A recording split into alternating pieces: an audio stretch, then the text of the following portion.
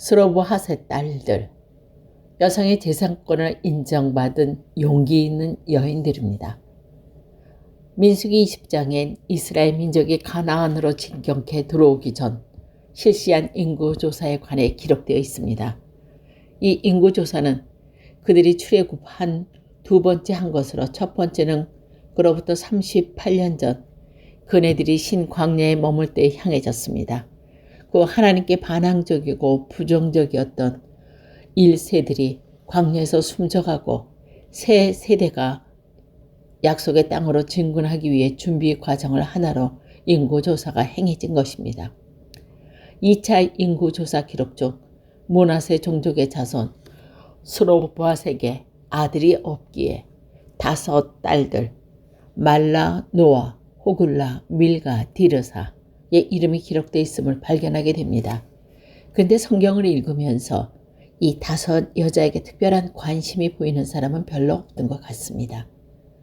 족보나 인구조사 결과는 읽기도 힘든 이름들과 복잡한 숫자들과 나열되어 있어서 대충 지나가기 쉽고, 자세히 읽는다 하더라도 숱한 인물 가운데 눈에 익지 않는 5 여인에게 관해 관심을 기울여야 할 이유가 없기 때문이라고 생각됩니다. 하지만 스로보앗의 딸들은 그냥 지나쳐버릴 여인이 아니었습니다. 이스라엘 역사상 최초로 여자들의 재산권을 인정해 달라는 청원을 법정에 제출한 여인이기 때문입니다. 그 당시 유대 여인들에게는 재산권 및 상속권이 인정되지 않았기 때문입니다. 이스라엘 딸이 남보다 아들을 원했고 여인들이 아들을 낳기까지 불안한 가운데 살아야만 했던 이유 중에 하나가 여기에 있는 것입니다. 므낫세 지파에 속한 스로보앗의 아들 없이 세상을 떠날 뿐만이 아니라 모세와 아론에 대적하게 일어났던 고라의 반란에 가담했기에 죽은 것으로 기록되어 있던 것 같습니다. 그러기에 스로보아의 딸이 모세에게 그의 아버지는 고라의 반란에 합세했기 때문이 아니라 다른 이유로 별세했음을 밝히고 그 아버지가 남긴 재산과 그에게 돌아갈 땅을 분배해 줄 것을 정식으로 요청한 것입니다. 이는 보통의 결단과 용기로 할 수 있는 일은 아니었습니다. 회막문 앞에 서서 이스라엘 모든 백성의 문제를 처리하는 각 지파의 족장들, 제사장 엘르아살, 그리고 총지도자 모세 앞에 접근했던 여자는 그때까지 모세의 누나 미리암밖에 없다는 한 가지 사실을 보더라도 그들은 참으로 담대한 여인들이었음을 쉽게 짐작할 수 있을 뿐 아니라 그들이 아버지의 재산을 딸들인 자기네에게 달라고 요청한 것은 이스라엘의 어떤 여인도 시도하지 못한 혁명적인 일이었습니다. 그들이 제치하고 담당한 청원은 하나님의 약속을 의심 없이 믿는 그들의 확고한 믿음을 표현하기도 했습니다. 가나안 땅 문턱을 얻기도 전에 그 적과 꿀이 흐르는 땅을 이스라엘 민족에게 주실 것을 믿고 땅을 분배시키는 자기네 몫을 요청한 것이니까 말입니다. 모세는 그들의 당도한 요구를 그의 권위로 혹은 지금까지 그런 사례가 없었다는 이유로 묵살할 수 있었습니다. 그렇지만 모세는 여인들이 제출한 탕원서의 타당성을 인정하여 그 문제를 여호와께 고합니다. 문제와 상황의 정당성과 중요성을 정확하게 파악하는 지도자 모세의 위대성을 볼 수 있는 장면이기도 합니다.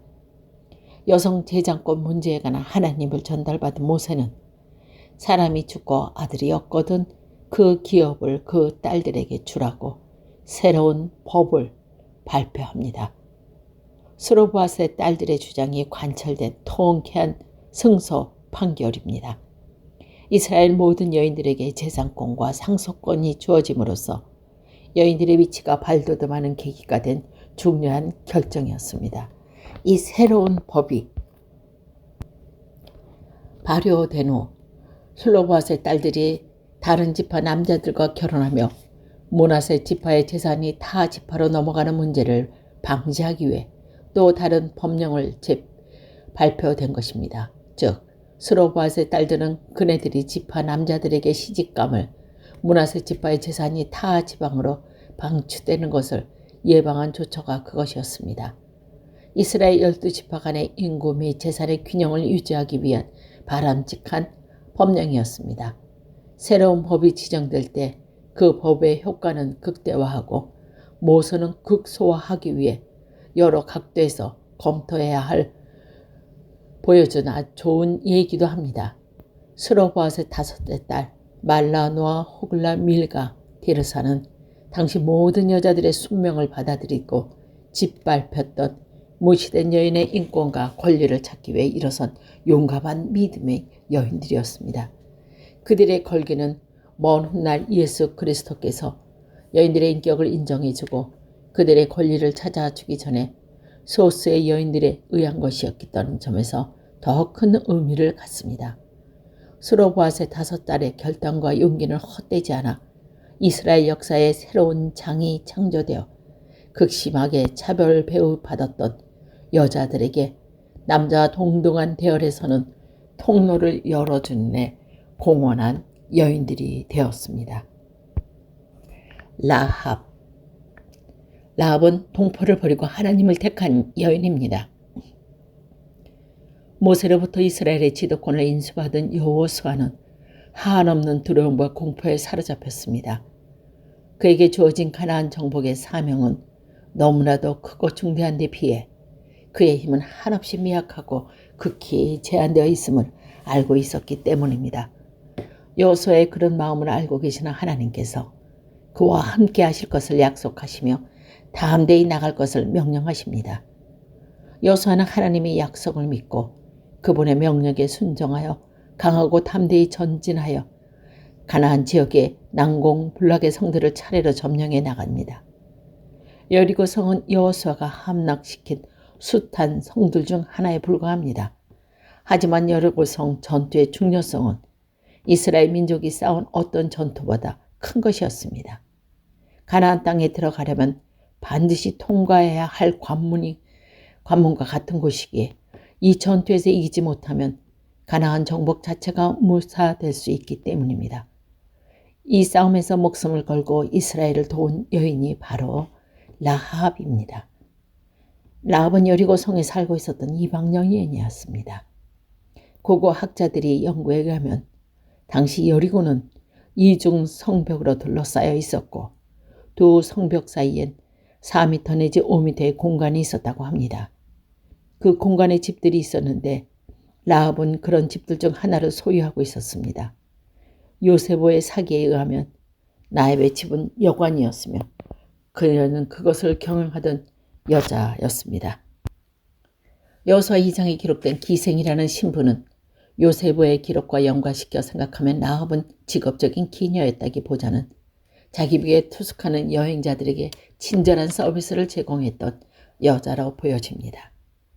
여리고 성을 공격하기 위한 준비 작업으로 여호수아는 2명의 정탐꾼을 파견했을 때 그들은 지형적으로 성의 안팎을 살펴볼 수 있는 라합의 집을 찾게 됩니다. 이때 라합은 그들이 이스라엘의 스파인 것을 알면서도 당국에는 보고하지 않았습니다. 다시 말해 간첩 신고를 하지 않았던 것입니다.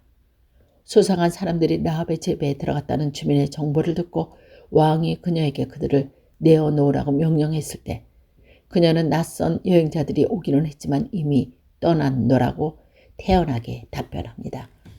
뿐만 아니라 지금이라도 빨리 추적하면 그들을 잡을 수 있다고 허위 정보를 제공합니다. 그리고선 그날 밤 자기 집 지붕 위에 숨겨두었던 정탐꾼들에게 도피로 방법을 자세히 일러주네 밧줄을 사용하여 성 밖으로 내려다 줍니다.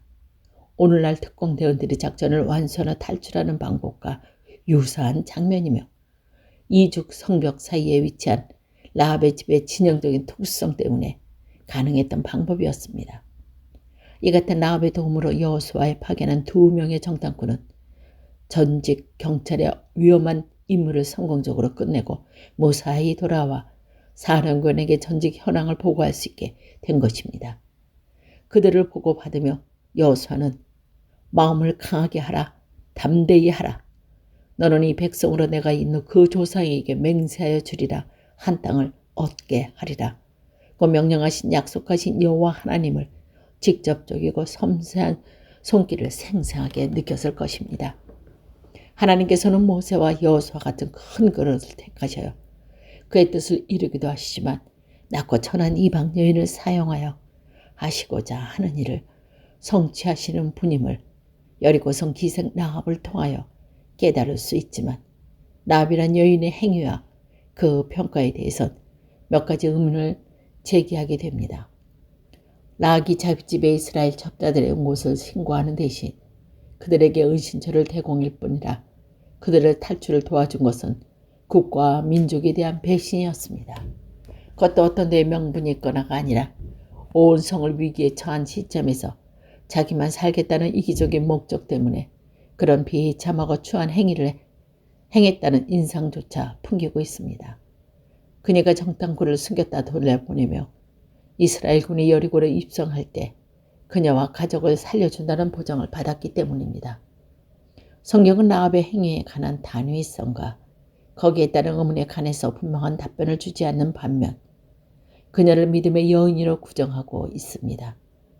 더 놀라운 것은 순결치 못한 여인뿐이 아니라 민족의 배반자로 낙인 찍힌 라합의 이름이 예수 그리스도의 족보에 들어있다는 사실입니다. 이런 의문에 대한 확실한 정답은 성경은 믿음의 시각으로 읽으며 묵상할 때 명략관화하게 풀어집니다. 오늘날에도 그랬지만 고대엔 기만과 기습 공격이 이 전쟁을 승리로 이끄는 중대한 요건들이었습니다. 여호수아가 가나안 정복을 위한 첫 전투를 수행함에 있어 이방 여인 라합은 하나님의 백성이 승리하는 데 필요한 기만, 작전의 역할을 담당하는 데 각도에서 보면 그녀가 이스라엘 첩자들을 숨겼다, 도피시킨 것은 반국가적 행위가 아니라 하나님의 뜻을 이루어드린 것임을 깨달을 수 있습니다. 사실 그대로 말하면 언제나 하나님이 원하는 일인가를 확인하려면 사사 시대의 삼손이 그의 힘의 근원을 사실대로 밝히지 않았을 때 이스라엘의 사사로서 역할을 감당할 수 있었지만 이방 여인 드릴라에게 사실을 사실대로 밝힌 결과 하나님의 영이 그를 떠나 적군의 포로가 되었다는 비운을 맞이하게 된다는 것도 상기하면 도움이 될 것입니다. 라합이 이스라엘의 스파이를 도운 것도 목숨을 보존하기 위한 비열한 동기와 목적에서 결코 아니라 오히려 그녀가 한 일은 이방 여인에게서 기대하기 힘든 확고한 믿음의 표현이었습니다.